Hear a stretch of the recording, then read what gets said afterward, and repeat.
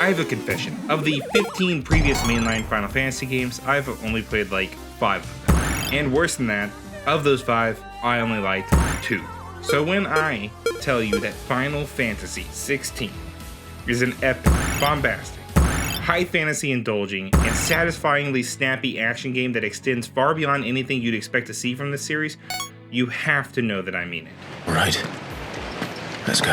And once again, the Japanese staple has reinvented itself. I'm back. This time in the form of Long-Winded Dragons May Cry, a character-driven action RPG that lacks much of the traditional RPG elements of previous entries, once again opting out of turn-based combat in favor of an exhilarating combo system full of explosive special moves.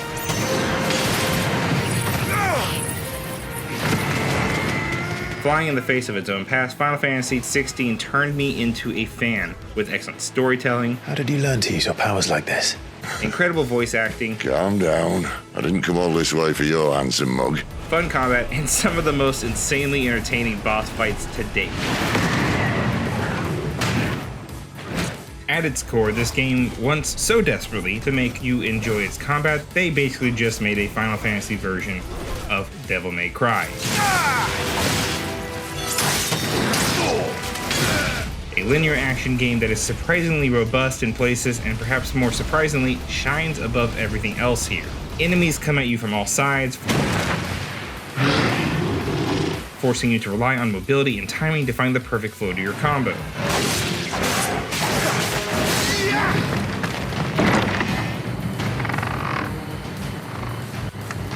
This door only leads to more royalists. We'd better find another one. Unfortunately, an overload of semi-open world design, boring traversal, and a truly unhinged amount of cutscenes makes for an otherwise cracking story to feel sluggish. Now, don't get me wrong, there are some absolutely great side quests in this game, many of which are unfortunately fetch quests, but a few, indicated here by a plus mark, In here. are well worth the time and give out much needed rewards. That being said, when you put in full-on downtime segments, it really feels like padding to reach the runtime, so to speak. When the story does hit, the themes and explosive set pieces work wonders. You can really feel this growing conflict of a world beset by gods who have been ruining their own world with magic crystals and abusing those very Eikon's chosen vessels for power, greed, and brutality. As more and more war distress the countries, you feel the toll this ever-escalating conflict takes on the normal people just trying to make do. The legacy of the crystals has shaped our history for long enough is a recurring phrase that emphasizes a somewhat muddy environmental message that doubles as an excellent message on free will. From his gentle beginnings of a lavish, albeit slightly oppressed life, Clive Rosefield sees the Eikons as a gift for mankind. His brother, the dominant of fire in the form of the Phoenix, here to help his countrymen through any strife. The roller coaster that this man goes on is truly insane. Starting as a revenge-driven man, out only to avenge his loved one's deaths, bleakly falling against a backdrop of political strife and savage slavery, all magic users, or bearers, are subject to be abused, used, and sold to the highest bidder. A subject that I can't help but feel the team over at Creative Business Unit 3 were really not prepared to tackle. There's no new ground broken here, and the abundantly white cast really makes the political message here feel off. I failed you. Not to mention, there were parts of this story where they kind of struggled to say slavery bad. Look, while the social commentary is lacking here, the political intrigue will pull you in, as double-crossing royalty and ensnared love triangles form straight from the notes of Game of Thrones, which is when the story is at its best, dropping the weird slavery conversation in favor for more broadly evil things, like the big crystals causing some kind of blight to set in that is killing and corrupting everything in its wake. This is where the story shines best, and where my favorite improvement to the series comes into play. Everyone knows Avalanche only cares about saving the planet. You see, the voice acting in Final Fantasy games sounds like this. But Final Fantasy XVI is the first game in the series that didn't give me secondhand cringe just listening to it. Oh, don't remind us. We were all saying the same thing. While the story plays close to the nonsensical writing of Kingdom Hearts, the actors sell every beat of it. And that I'll drink too. From the ragtag team of outlaws such as Sid and Jill, There she is. to the overly dramatic villains like Barbados. Everyone gives 100%, and it's refreshing to not be filled with angst as anime grunts berate your ears every 10 seconds. Visually, I think Final Fantasy XVI is a stunning tapestry of gorgeous vistas, incredible sets, and excellent character design that really props up the whole medieval times aesthetic they were clearly going for. From pristine waterfronts to scorching deserts right down to its beautiful jungle foliage, every environment feels like a fully realized and lived in space, except for in the more open areas. Towns dot the semi-open areas full of NPCs just living their lives, but between them is a vast, uninspired landscape Keen eye, you. that does little to dredge up any semblance of originality or interesting locales. The blight sucked this place dry. Meaning no trees, no birds, and no magic. But when everything comes together, the UI, art direction, and orchestration make scenes exhilarating and pulse-pounding. Unfortunately, there are plenty of times when bad camera control, poor target acquisition, and at times tedious enemies to deal with that break up the flow of the otherwise excellent gameplay. How could it be? And speaking of breaking up the flow, if 50% of your game is walking or riding chocobos, Sid, if we aren't back soon, Nan'll have our heads. you should probably make it the most fun thing about your game, right? Because you're going to be doing it a lot and you wouldn't want it to kill the pacing of your story. Don't ask me. I don't bloody know. Right, Square Enix? Would betray the Holy Empire? Right? Not much further now. Like, you would want it to be not a tedious, pace-killing, slow speed that Clive and his friends are walking. You'd make it like a good speed and make traversals kind of fun, right? Funny. I'd always pictured you as more the chocobo type. That's what you should do. Just saying. I'd say the most baffling thing about Final Fantasy XVI is that it is such a great action game, complete with ultimate moves and combos. Where's the RPG in this supposed role-playing game? I'm here to even the odds. Any objections? I'll take the dragon. You take the dragoon. I mean, the tropes of its past are here. I spent countless hours unintentionally picking up hundreds of different crafting materials, none of which I have any clue what to do with because the only thing I ever used crafting for was the once a chapter unique sword craft to make the clearly best weapon.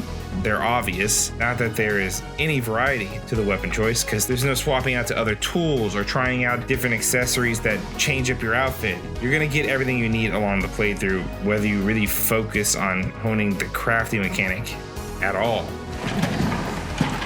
Your party also means very little to the overall composition of your gameplay. You have no agency in their growth, What the hell happened here? or even how much or how little they help. Right, you lot. Enough slacking. But where this game does shine is when Clive shows the one strength of this RPG light experience in the form of the Eikon powers. As Clive defeats other dominants throughout his campaign, his unique ability allows him to siphon off a portion of their power, granting him limited access to their incredible abilities. Fearsome lightning called down to fry enemies, chilling ice blast to create frost nomads, and even a full-on dragon-blasted laser beam. These skills are fun and certainly put on an excellent show as they are leveled up, but it does feel exceedingly limiting that each acquired Eikon power only grants you 2 unique moves and not a whole new range of things to style on your opponents with. Very little about the game's design screams to be experimented with, and even less gives you cause to seek them out. I did love creating unique trios of god tier powers, like my favorite, Phoenix to Bahamut to Shiva, granting me a combo worthy of the fire and ice branding this game so clearly wanted. You can even slightly augment the effectiveness of your loadout by equipping different types of accessories as you have in past Final Fantasy games. These will usually offer you a buff to your power or reduce the cooldown time of one of your abilities. But it's about a surface deep level of customization that you get out of this game most of the time. Everyone's experience will result more or less in the exact same weapons and tools being accessed, and there isn't really very much reason to switch it up, honestly. Now I'm gonna do a sick flip and full-on gush about how important it is that this game has quieter moments, despite complaining about that at the top of the review. Still, might be best to get a second opinion. It's my review. I do what I want. Back her up. Back to where it all began. Anyway, Clive and his merry gang of outlaws find themselves constantly in a state of desperation, tackling literal titans and gods in a ploy to make the world a better place.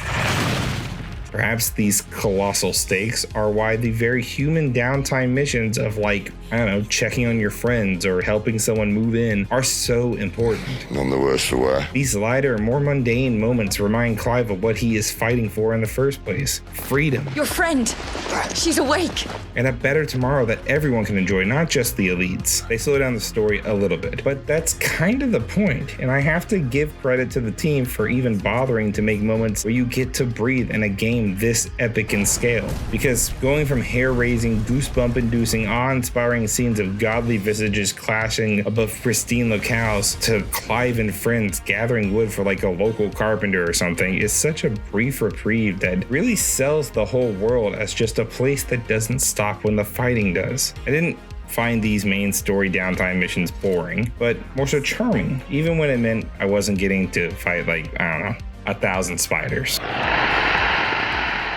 I just fight to survive. From its epic opening moments, Final Fantasy XVI transcends the branding to become something new. Come to me, Ifrit! Something exciting. When that soundtrack hits, it sends you reeling into the fantasy epic full of gods and monsters struggling for power, for freedom, and for a world all their own.